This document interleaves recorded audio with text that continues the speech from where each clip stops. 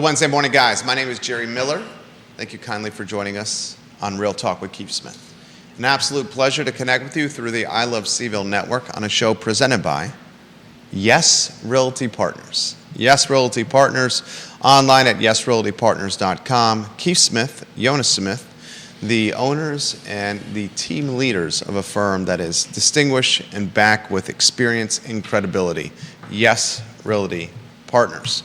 Give the show a share, ask questions, join us with the discussion, shape the program. We want you, the viewer and listener, to be a part of today's show as we talk real estate and the pursuit of happiness and freedom through the smart decisions when it comes to one of the most challenging purchases of your life, your home.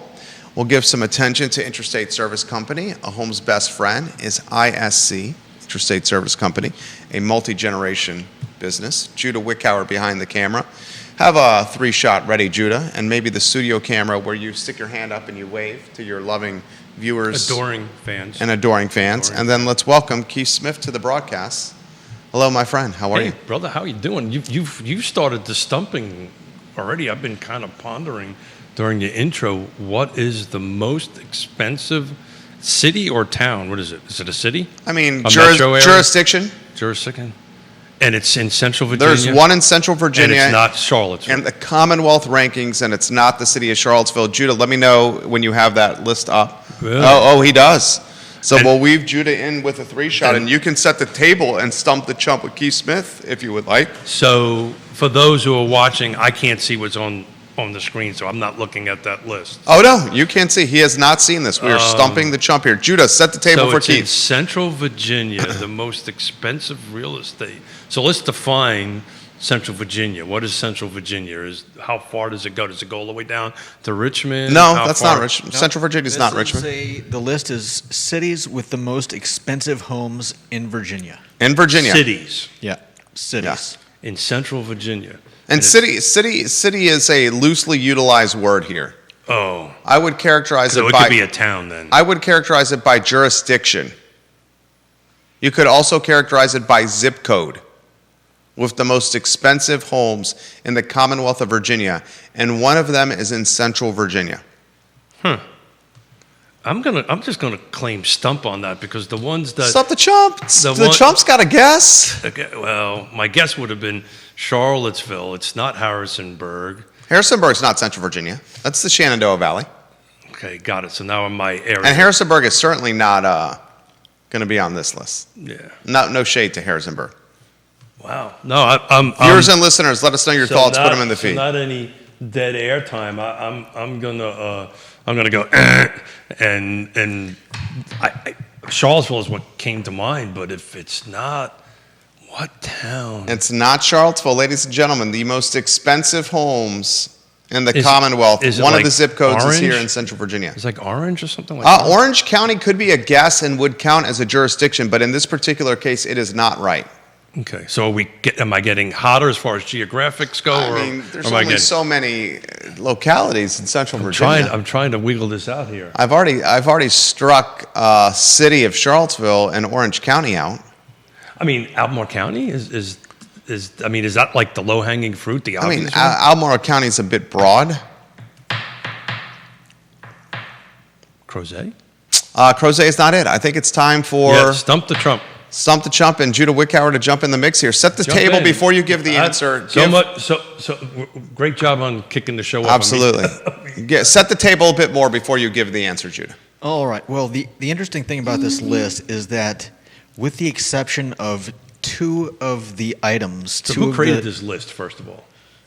This is it like Substack or something like that? No, this is on WRIC News, Virginia News. So now I'm down to Richmond. Orange County is not right. Richmond is not correct. Bill McChesney, it's not Orange County. Yeah. So WRIC is a Richmond station. So is it Henrico? It's not Henrico. There are 30 cities on this list. City is not the best moniker for this. Yeah, it's not. There are only 2, let's call them entries, that and they list each one lists the metro area that it's a part of. Got it. And there are only 2 on this list that are not in the Washington, Arlington, Alexandria, Area. metro area.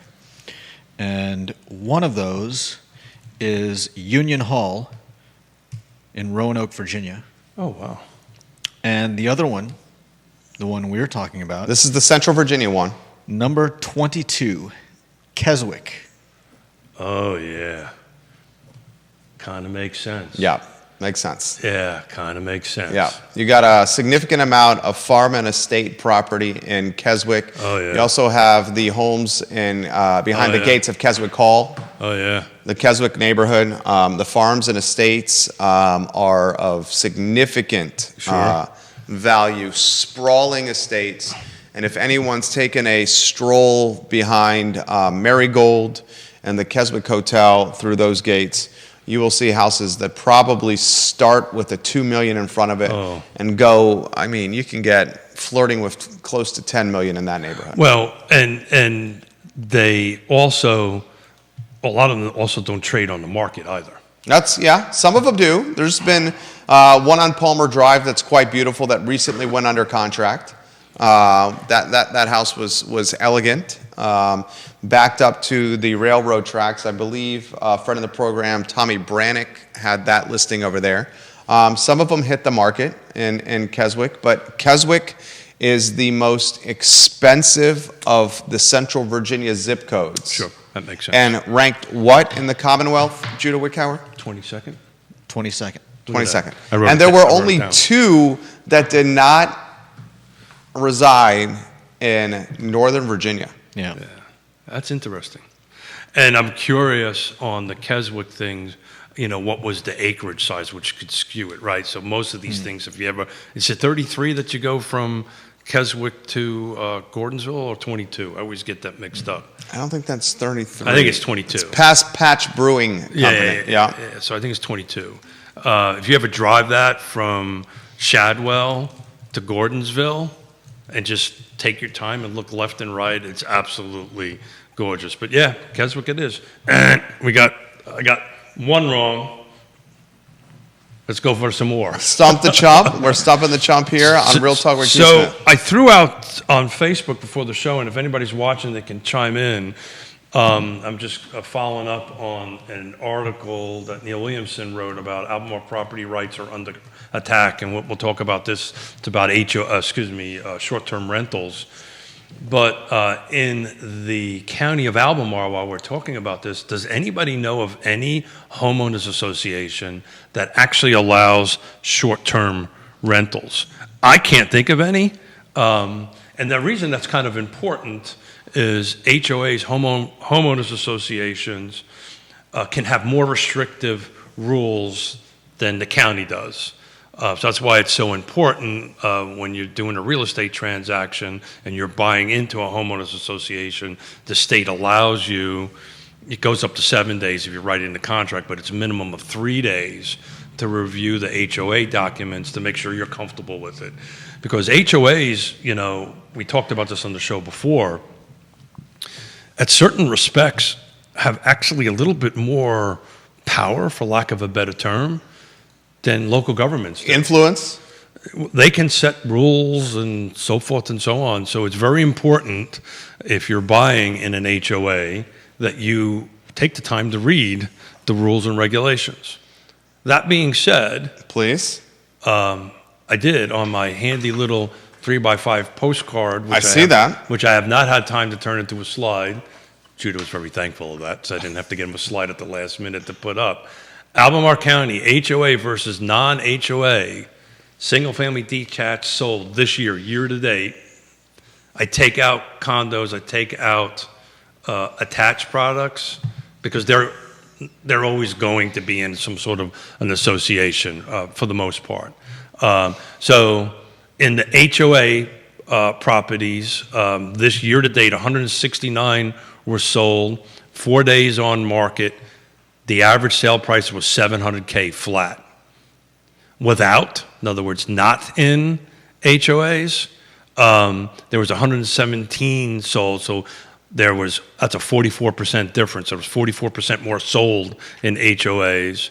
There was 9 days on market, So it stuck it on the market a little bit longer. Oh my God, 4 days versus 9. And it sold for 610. So there was a 90K difference, or 15%. Bottom line, HOA sold for 15% more, roughly 90K more, and there was 44% more of them. Just thought that would be a good stat to throw out there to kick the show off.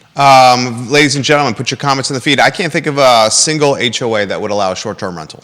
I don't know of any, and to Neil's article, and I don't disagree with him, the conversation that they're having could impede property rights, but those property rights that are going to get impeded, more than likely, unless somebody can come up with an HOA that I'm not aware of, will not impact if you buy in an HOA. I would think that if you wanted to go with an HOA that would allow a short-term rental, you would consider the condo positions, the condoed HOAs in Albemarle County. But they won't allow short-term rentals. I don't know of a condo that allows short-term rentals. This is a question. I don't know the answer. Correct us if we're wrong here. Throwing it out there. I don't know of a condo that allows short-term rentals. So let's define what that is. 30 days or less. Now, certain HOAs say you can do 3 months and less, right? I could tell you Lake Monticello is an example. I think they consider short-term rentals anything less than 3 months back. And the only reason I know that is we're putting an apartment in our basement for my mom and dad, and I was looking at options on capitalizing on that while we're waiting for them to move into us. So I know that that's 3 months. So condos more than likely won't have it unless somebody corrects me. Same thing with townhomes, because they're going to be in an HOA. What did I say? 44% of all the sales year to date.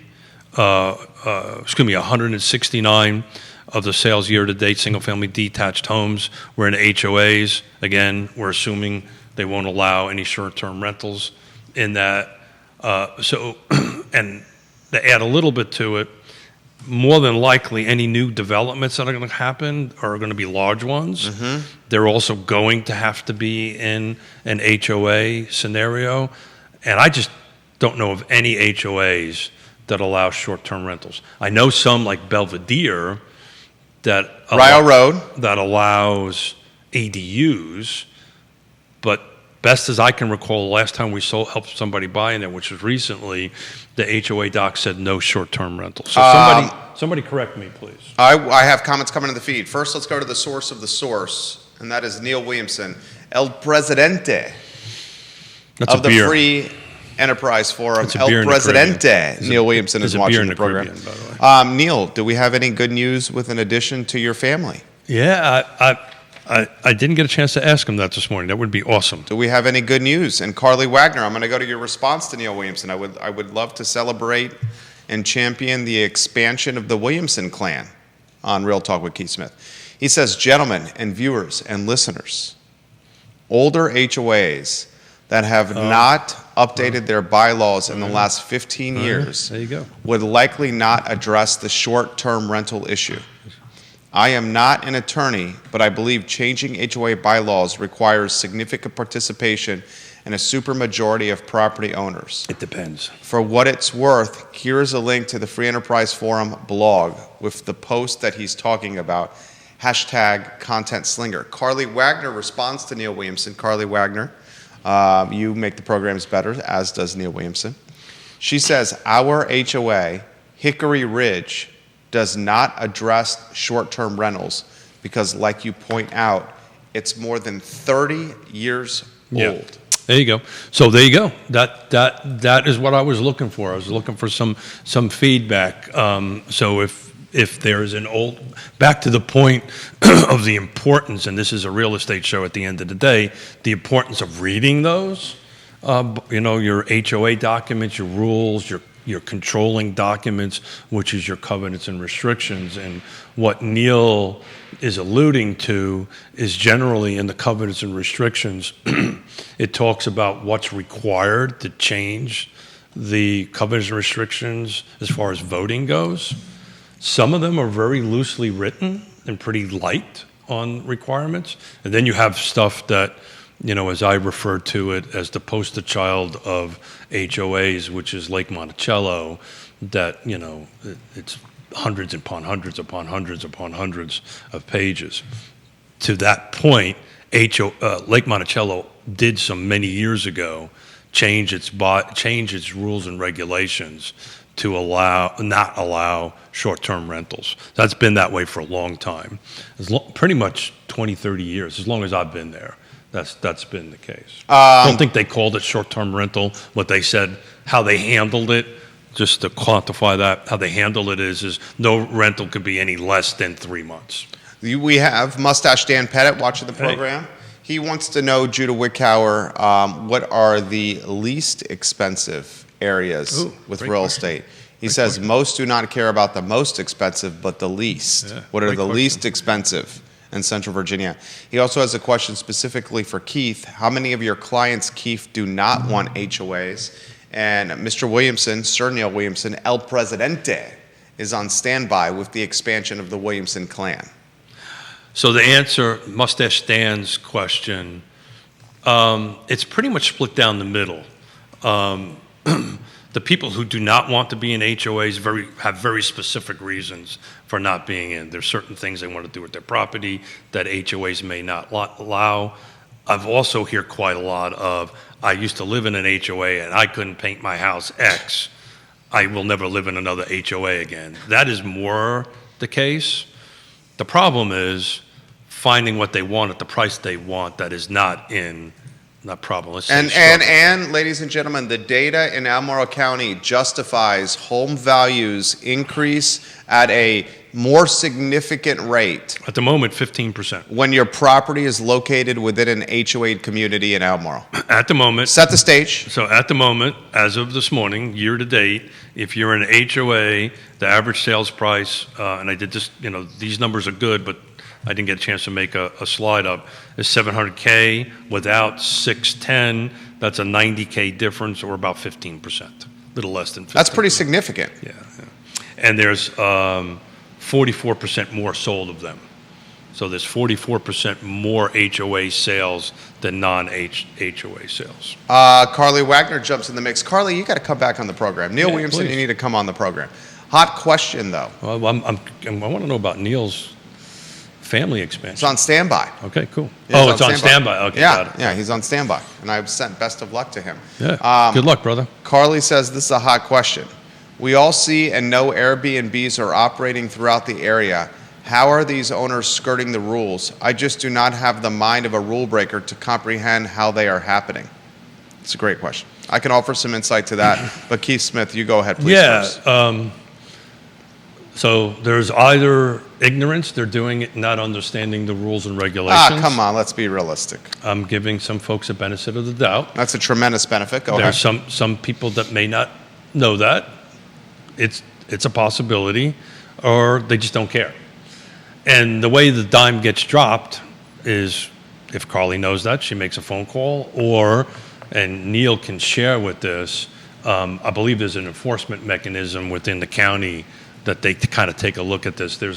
Neil will fill in the details. I can't remember specifically how the county is doing it, but all one needs to do is look on Airbnb and see if there's a listing there, and then cross-reference it to a list of approved units. So. I can offer some insight and perspective on this. Sure, I'm listening. Despite the dime being dropped, the city has indicated they currently do not have the personnel to enforce. So that's the city. I don't know if the county does or does not. I have, my insight is strictly city related. Yeah. Multiple dimes have been dropped on Airbnbs that are not operating within rules and regulations. You have to live in the Airbnb 180 days a year, primary residence, to be able to Airbnb your house. That means legally, one person can have 2 short-term rentals. Interestingly, if you're a married couple, could you have 4 short-term rentals with one partner living in 2 homes half the year and the other partner living in 2 homes half the year? Are you talking to Yonna? She want me to move out to the Airbnb? I think you could potentially, as a married couple or as a couple, get 4. But that would be very interesting splitting hairs. But the city of Charlottesville does not have the personnel currently to enforce. on front of your desk there and highlighted in yellow, I took a look at what was the number one HOA sale in Albemarle County. So which subdivision? Dollar value? No. The number of units, the Okay. total number of units, right? And it was Belvedere. Belvedere had 13 sales. And this is this year to This date? is year to date, single family detached, Belvedere, beautiful neighborhood. HOA. New construction. And I'm looking, because if you take a look at it, I broke it down to new construction or not. There was only 1, 2, 3, 4 of those 13 sales that were not new construction. Number 2 was Galaxy Farm, which was all new construction at 11. Hold on a second, I misspoke. North Point had 12, so that is number 2. Old Trail had 12, which is sharing the second spot. Redfields had 11, My old stopping ground. and Galaxy had 11, so they're both in the third spot, and everything else is 1 or 2 sales. So Belvedere takes the top spot at 13 sales. Second spot is North Point and Old Trail at 12 apiece. And then third spot is, let me hold on a second and make sure I got this right, Galaxy Farm, Redfields, and Redfields, and that's it. Sarah Williams on YouTube highlights potentially Scottsville as the most affordable or least expensive in Central Virginia. Yeah. That's try to answering Mustache Dan Pettit's question on Yeah. one of the 15 Facebook pages this show is streaming on. She answers on YouTube, where we're streaming live. Is Scottsville the most affordable? I would say Buckingham would be at this point. I would say Buckingham as well. Based on my research that I have done on previous shows, I would say Buckingham would be. Scottsville, Neil Williams, go ahead. depending how you look at it, the town of Scottsville or the magisterial, God help me out here, the magisterial district, I don't know if that came out right. Magisterial. Thank you. Yeah. Of Scottsville includes some pretty expensive properties. The So magisterial district of Scottsville it's pretty large. it includes Glenmore. Yeah. That's what I meant by pretty expensive Yeah. properties. Yeah. And- So the town of Scottsville is small in footprint.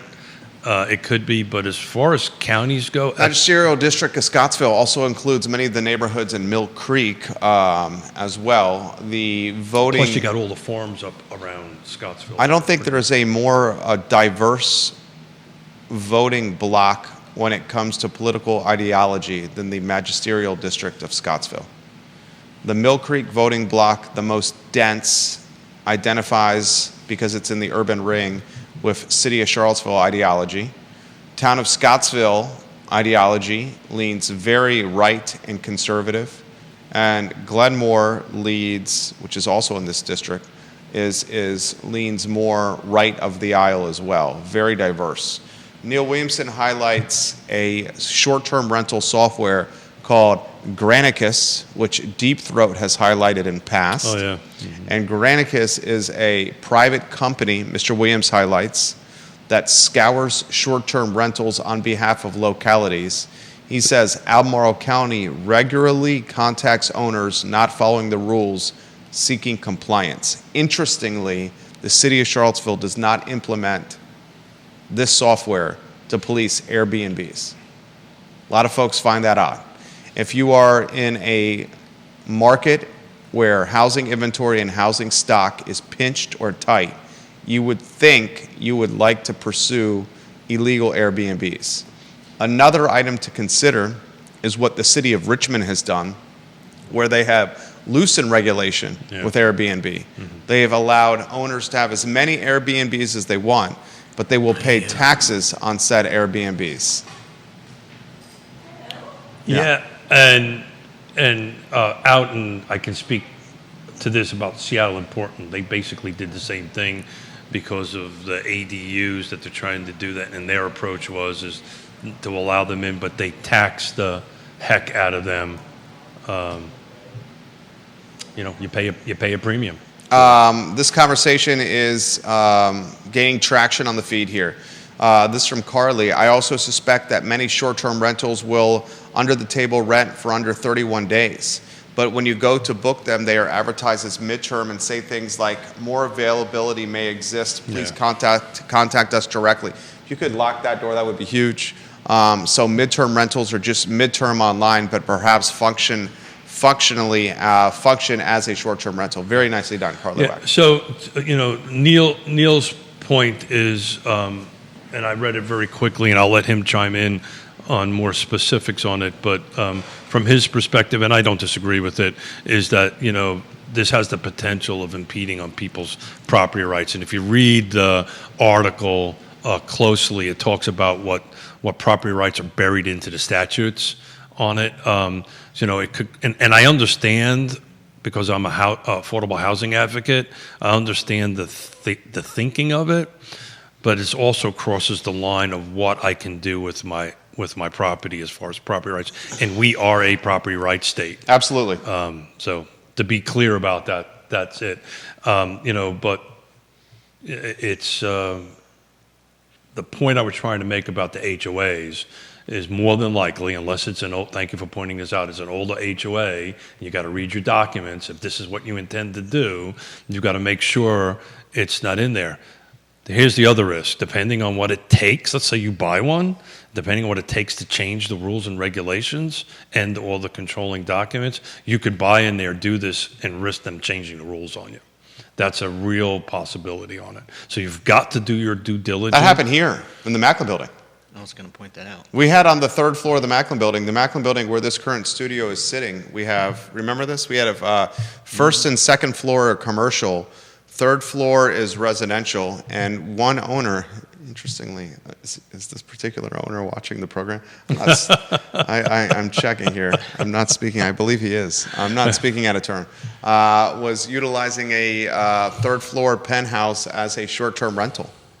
And the documents were changed when one of the tenants of the short-term rental was found on a Sunday morning sleeping in our elevator with dozens of empty beer cans positioned around him after a night of tomfoolery and shenanigans. Tomfoolery. And as one of the commercial owners entered the building on a Sunday morning and took the elevator to the second floor, they found a 20-something-year-old sleeping.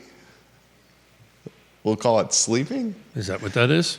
In the elevator, and at that point, the short-term rental language was put into the bylaws and updated, but 30 days or under are no longer allowed. Yeah, but your controlling documents allowed you to do that, right? You probably had a simple majority vote. It was 75%. It was required 75%, and pretty much under those circumstances, 75%. You have how many units here? I have assembled. How many units in the building? Oh, I should know that. I want to say it's like 21. Okay, so there's 21, Yeah. and then there's 4,500 at Lake Monticello. Yeah. That if you have to have 3/4 So it's of 21. it's. I know in Lake Monticello it's 2/3 majority on most of this stuff, right? You can't get 2/3 of Lake Monticello to decide tomorrow's Thursday. Nevertheless, vote on something like that. So the control. I'm just going to keep on repeating this. HOAs can be and most often are more restrictive than the jurisdiction's rules and regulations and ordinances. You have 3 days to read them or more if you negotiate it into the contract. Do yourself a favor, read them. Because once you're done, once you close, you just inherited those. You can't go back and go, oh, I didn't read them. Once you close, you close. Perhaps short-term rental tax revenue should directly fund only affordable housing programs. Put on the feed by Ms. Wagner. Mr. Williamson making the program also better.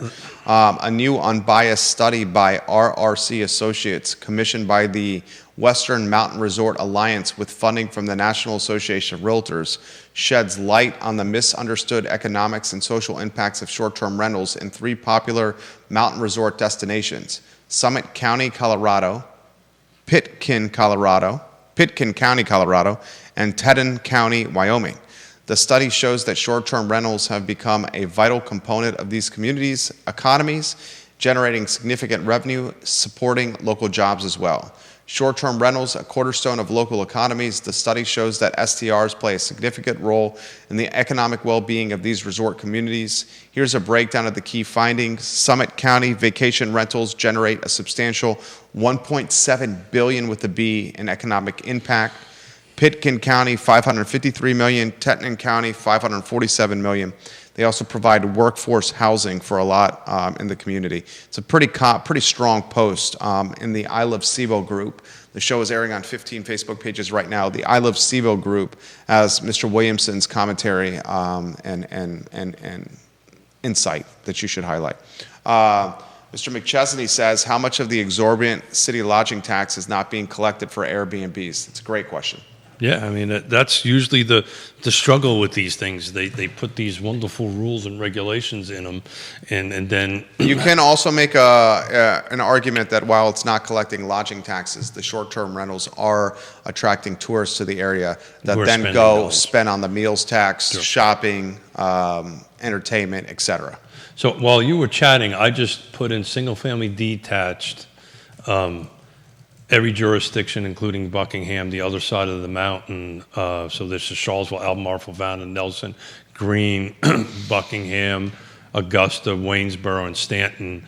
So there's this year-to-date single-family detached, there was 1,250 sales. I took a look at 250 and under. So there was 208. And we've got Louisa, Fulvana, Louisa, Waynesboro, Fulvana, Augusta. I'm scrolling through this very quickly. I've got 0 in,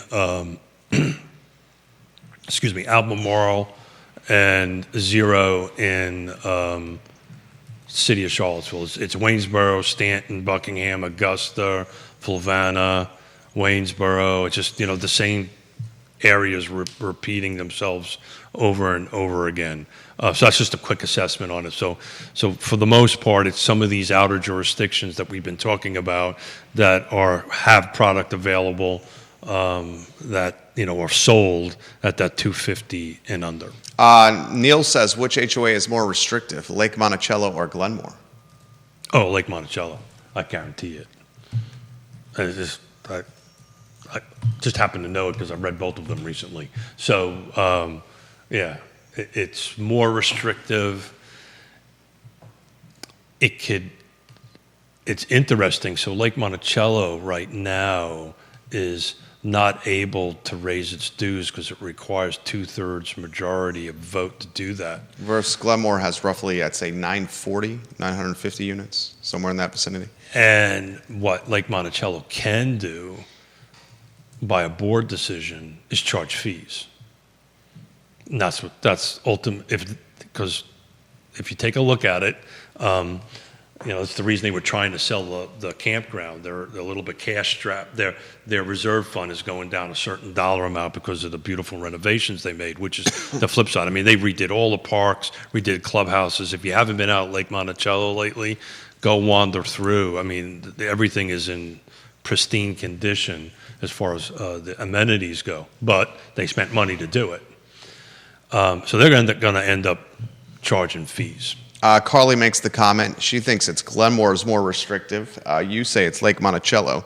Carly says, I believe toys are not even allowed to be left in the yard overnight in Glenmore. I can offer some insight into that. That is absolutely correct. Yeah. A bubble bath cannot be left in the front yard of your house in Glenmore. So if you do, you are told something is set to you. And the ARB, Architectural Review Board of Glenmore, is more restrictive at Lake Monticello. Here's the problem at Lake Monticello. They're so loosely written, it becomes the decision of whoever's inspecting it. Just to talk about it, I just literally got a violation.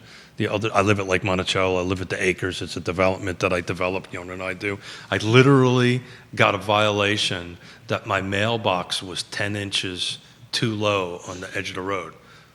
By the way, Lake Monticello installed the mailbox. I got a fine violation that was accumulating day over day. They sent a notice to How much was the fine? the post office. It was like $50 or something like that. That adds up. Well, I just fixed it. And they notified the post office that, because there's a certain height that the mailbox is supposed to be to meet post office's criteria, they sent me a notice saying that if I didn't fix it by a certain date, I wouldn't get any more mail. So my response was, so let me get this straight. I don't get checks in the mail. I only get bills. I'm good with that. Ray Cadell watching the program, he says, where do traveling nurses and their use falls into short-term rentals? So great question. That's a great question. Ray Cadell, you should come on the program. Because I can tell you where I live at Lake Monticello, it's 3 months, and you would just end up signing a lease with the nurse for 3+ months. That's how you would do that. Randy O'Neill watching the program, he says this in regards to Richmond short-term rentals. Elizabeth Nisos, hello. This is a masterclass on short-term rentals today here on And Real Talk HOAs. with Keith Smith and HOAs. Randy O'Neill says in regards to Richmond, it will be a trap for later enforcement, like what they have done in Richmond with the restaurants being charged a tax that they were told not to collect. I think he's talking about the loose restrictions when it comes to Charlottesville enforcement and short-term rentals. So again, it's just a matter of enforcement and how they enforce it. It's the same thing with the difference between Glenmore's HOA and Lake Monticello's HOA. How is it enforced on it? The only reason I got my notification on the mailbox is there's a house around the corner we just recently sold, and they call it out Lake Monticello, the ECC, the Environmental Control Committee, which that has a damn thing to do with the environment, I'm sorry, am I a little bit outspoken about that? So when they went out to go inspect that, all my neighbors around me got all these various violations, like unkept property, you have mold on the side of your house, and you get all these wonderful violations. So when there's a house being sold around you at Lake Monticello, don't be surprised if you get a violation for your home. Multiple people are saying, so is Keith saying there's going to be a special assessment at Lake Monticello? I don't have any intimate knowledge on that. I'm just looking at it from a practical perspective. If they are unable to get a dues increase, right? So that vote hasn't happened yet, but it's happening in June, I believe. Just logic tells you that you're not going to get 3/4 of the people to vote to raise their dues. It's just not going to happen. So the only option I have left is to do a fee increase, charge more for property transfers, right? Charge more for not cards. That tells you how long I've been living there. When we first moved there, they gave you like a card, like a swipe card to get in and out of the gate. For barcodes is what they use now. Or you want to get a permit to have a deck put on your house or something like that. That's where they're going to make up the difference. Other profit centers. They're going to look up as fees as additional profits. Carly's answering Ray Cadell's question, saying traveling nurses are generally midterm leases. Yeah, 3 or more, and 6 not months. short-term leases. Yeah. My buddy is looking to take an upstairs apartment on the corner and rent them to traveling nurses as we speak. Everybody thought that was going to stop after COVID, and it sure as heck didn't. There's just not enough nurses, and they're traveling nurses. Stephanie Wells Rhodes, who used to live in Lake Monticello Yeah. as her family, the Intrastate Service Company family. Now she lives in Keswick. She said, from looking at the backs of the homes along 600 Lake Monticello, they have much more to worry about than your mailbox height. Oh, yeah. What does that mean? Yeah, it just, what I think she's referring to is all the fencing that's fallen down and the unkept.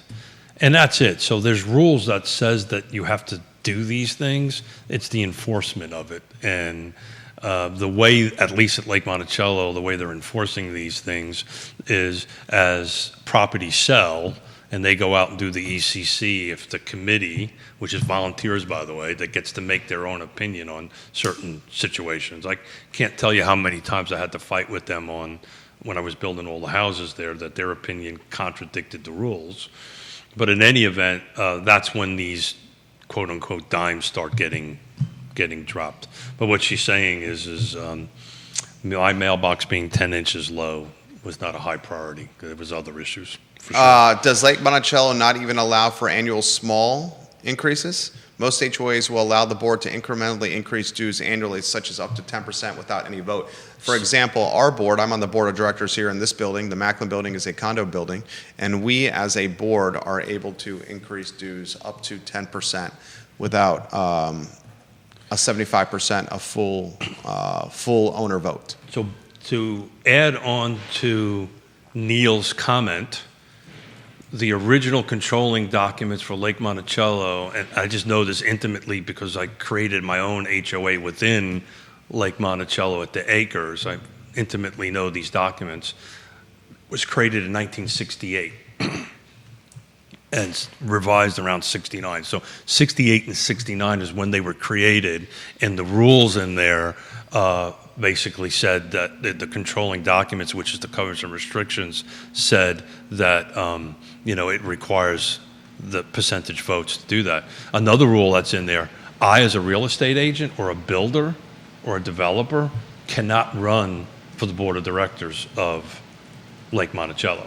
I would have to stop practicing business, and the reason it was there is a little history on it. When the Faulkner family conveyed it over to the Owners Association, there was a tremendous amount of lots left over that was in their ownership still, or the original developer's ownership. And that was the way they wrote into the documents, that the developer or builder or real estate agent couldn't get on the board to try to control decisions that were made. But back to the importance of it. Some of these are 2 pages long. Some of these things are hundreds and hundreds and hundreds of pages long. Do yourself a favor, read them. It's boring reading, but if you're going to move into an HOA, it tells you the rules and regulations and how things can change. Keith Smith's program is absolutely on fire right now. How about the market in general, how it's doing? Yeah, so great question. Real quick here, we've been looking at the 7 days day over day, and day over day going 7 days back. Last week or two, we've been hovering north of 100 new units. We're now down to 87. Matter of fact, that all happened in the last couple of days. Our pendings are 119 as it stands right now. So we were kind of up-tempoing new units coming on the market and staying on par as new units came on. Usually about the same amount came off in a 7-day window. We're now starting to see it reverse back, where there's less coming on, more going off, which in big picture says the pace of the market is picking up. Very specific price ranges, right? Very locations. This is not a global, every place is doing that. But for right now, that's the first time in the last week, maybe a little bit more, that I've seen less than 100 units, new homes come on in a 7-day period. This comment's come in when it comes to short-term rentals. All Charlottesville has to do is add a report on unauthorized Airbnb line to their I went to report section on the My CVille app. I'm sure any neighbors that don't like their Airbnb owners of their occupants will be happy to anonymously flip on violators. I understand that there's multiple ways that you could report an illegal Airbnb that's happening in the city of Charlottesville, but the city has indicated they right now have no way to even enforce or take that data and use that data to police or enforce. Yeah. So, just a heads up for those watching. Yeah. Not encouraging you to break the law by any means. No, and that's what's happening right now. To Carly's comment, look, they should be finding all this stuff, but the amount of money you're going to receive to help affordable housing, let's say in Albemarle County, is going to have to be a huge number, right? We know that in order to hit 80% AMI, I've got to be south of 250, preferably somewhere between 200 and 225 is the sweet spot of hitting a sales price. That means that as far as subsidy goes, you're going to have to bring hundreds of thousands of dollars to the market to that deal to make it happen. So we're talking about tens of millions of dollars that has to be raised. It's a great BB, right? It's a little silver BB to help on that. the way I would do it, for what it's worth, I would charge the people that are having Airbnbs. It's just going to roll into the cost. Some sort of fee to hire a third party to go ahead and do this, and this way it's not a staff problem. There's some sort of extra fee that if you register. Now, if you don't register, that's a different story. But if you do this right, some extra fee to do that. Some folks probably won't like what I just said, but if you really want to enforce these, and the jurisdictions can't do it because it doesn't have the resources, either dollars or human, contract it out and charge fees. Judah Wickower just put the burgundy sweater on. If we got a 3-shot here, the sweater has now gone on for the jack of all trades, the jack of all wits, jumping jack, Judah Wickower, the director and producer of the talk show. If you put on a 3-shot and show everyone the burgundy right there, he likes to be warm. It's because he's got about 0 fat on him. Is that fair, Judah? Yeah, that's fair. That's fair that you got 0 fat on you? Yeah, both those statements are pretty fair. Stop showing off. You were going to make a comment right there? I was just going to say it's not, just so nobody thinks it's freezing here, it's not freezing in here. 72 degrees in here. I'm wearing shorts and a short sleeve shirt and sandals. And I'm sweating. And I'm in a jacket sweating. So. Yeah, I'm sweating right now. But the warmer it gets outside, the more the AC blows. And when I've got the AC blowing on me, I feel chilly. And plus, you've got a real pain in the butt. Where is the AC? I don't know, but I can feel it. Plus, you got a real pain in the butt host that likes it. 20-foot ceilings here. Yeah. Do we need to get like a little fan and put them on? We used to have that. We got have them right fans. here. Fans. They're right in front. I don't think he needs that. I don't want the fan. I know he wants a heater, Keith. No, I don't want the air moving around me. There was at one time that those little space heaters that you plug in, the tiny ones. He had under his desk, right? He left it on overnight and through the weekend. Oh shit. How would you characterize that? Expensive. Would you say that is a fire hazard? I would consider that a fire. A tremendous fire hazard. As a son of a New York City fireman, I would consider that. If it was sitting on a shag carpet, I would agree with that statement. No, space heaters should not be left unattended for 3 days straight while running. Period. And in office space. Should not be that left. You don't own. So we digress to space heaters. That is a fire hazard of significant proportions. In fact, I think it even says it in the language of insurance documents that you sign and pay. Glad you brought that up. We're going to bring on Jeremy Rowe. Goosehead. Goosehead. Jeremy Rowe Agency. And another insurance agent. This is a little something that's been flying underneath the radar about the real estate world. Oh yeah, insurance rates are skyrocketing. You want to jump in? No, on you that? go ahead. So you're starting to see homeowners insurance rates go up, and you're starting to see them look at roofs in particular. You're also starting to see, for those out there in the transaction world, right, you're starting to see now agents wanting to go look at the home, depending on the age of the home, before they go ahead and write a policy or issue a policy for it. So you just got to be a little careful. Reach out to your trusted advisor on your homeowner's policy. But for instance, on roofs, if they're under 5 years, you're going to start getting charged a premium, or they're not going to include the roof in it, which then becomes a whole issue with the lender. Closing, yeah. It becomes a whole issue with the lender. So this is a little thing that's under the radar that nobody's really talking about, and I think it's going to get worse before it gets better. What is driving those changes? Oh, well, they're losing money, and they're trying to figure out other ways to get money, but we're going to let the insurance experts answer that. What we want to shout out there for folks to do that is when you're out buying or whatever, you want to reach out to your homeowner's insurance policy right away when you're under contract and reach out and say, okay, this is what I'm buying. What is going to be my insurance policy? Because it may be more than what you're currently in that you're selling. So keep an eye on it. It's kind of out there. Same thing's happening with auto insurances, but I think it's much like, I may be wrong, I'm going to take a stab at it. It's much like the HOAs trying to do fees. This is a way that they're trying to figure out a way to increase their bottom line. But keep an eye on it, guys. It's a thing. How's business? Business is well, thank you. You know, we're knock on Formica. We're doing well. You know, life is good. Grandkids are good. You know, don't think we can ask any better. Our little team is growing. A little partnership is growing. You know, life is good. I want to keep my mouth shut because I don't want to jinx it. But we're as I always say. Yes, Realty Partners is growing. We are growing. Yeah. We're growing in people. We're growing in business. We're doing great. The market is moving. For those that are wondering and watching, the rates are still a little bit high, but the market is moving.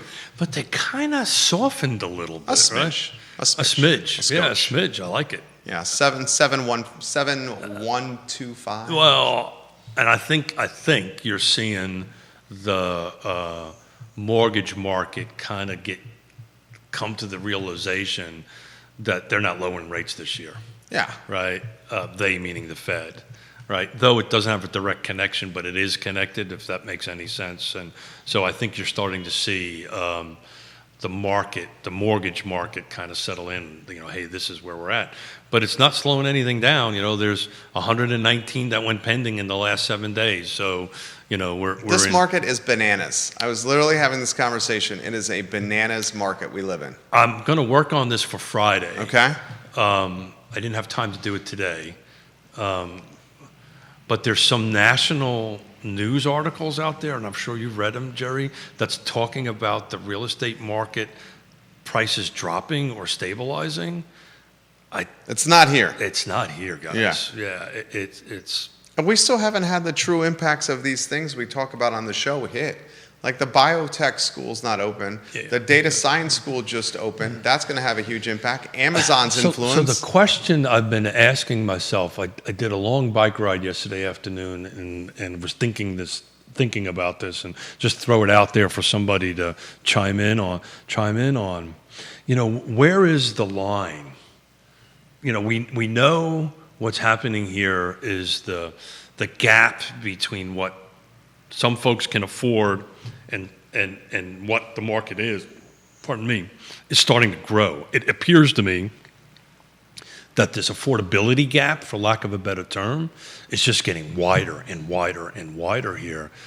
And is there an end to it? Will it stop? I'm not seeing anything that says that on it, but you know, I was on a meeting yesterday, and somebody asked me what I thought the entry level house, single family detached house is in our marketplace.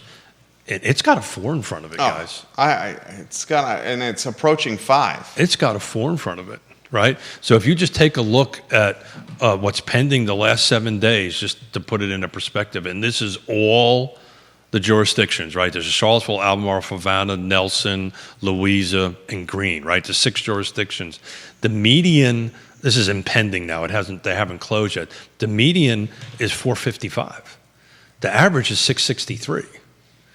So we're getting to the point that the median sales price is probably going to have a 5 in front of it, and it's probably going to happen before the end of this year. And that's 119 that's on the pending right now.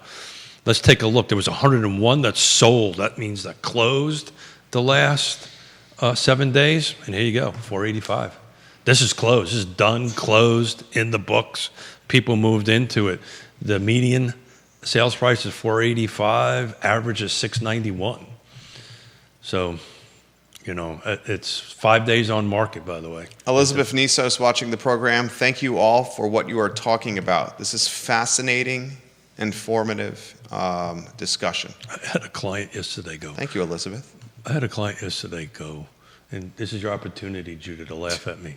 I had a client yesterday look at me and go, "Man, you're brilliant." And I went, "Are you kidding me?" Did you start laughing? I literally laughed. I said, "I'm pretty sure in 60 plus years, I've never had anybody use the word brilliant and my name in the same sentence, but it made my day, I can tell you that much." Elizabeth, we appreciate the kind words. Viewers and listeners, the show is archived online at realtalkwithkeithsmith.com, online at realtalkwithkeithsmith.com. The show airs Wednesdays and Fridays here on the I Love CVille Network. It stars Keith Smith, one of the partners of Yes Realty Partners. If you need a team to get you to the finish line, on a primary residence, an investment property, commercial property, Keith Smith and Yes Realty Partners, who you should call. And we're doing some development stuff. So if you got, I'm doing quite a bit of it actually. So if anybody needs a little consulting help on that, pick up the phone, give me a call. I'll buy you a cup of coffee and share my thoughts. I had a phone call yesterday on that. Somebody bought 6-7 acres in Fluvanna County and wanted to develop it. Do you know what I told them? What? Good luck. I think I'd put a house on it. That's good. You're very good at your job. I think I'd put That's a house brilliant, on it. Keith. That's brilliant. Brilliant. Two brilliants in 1 week. That's brilliant. Neil, this is ridiculous. Judah Wickower, also brilliant. The show archived at realtalkwithkeithsmith.com. Click the Partners tab and find the trusted advisors in real estate, people that'll get you to the closing table and beyond. Thank you kindly for joining us on the program. We will see you on Friday at 10:15 a.m. with Keith Smith. The I Love CVille show up at 12:30. So long, everybody. Flawless show. Thanks, guys. Thanks, guys. Flawless show, Keith Smith. And on Flawless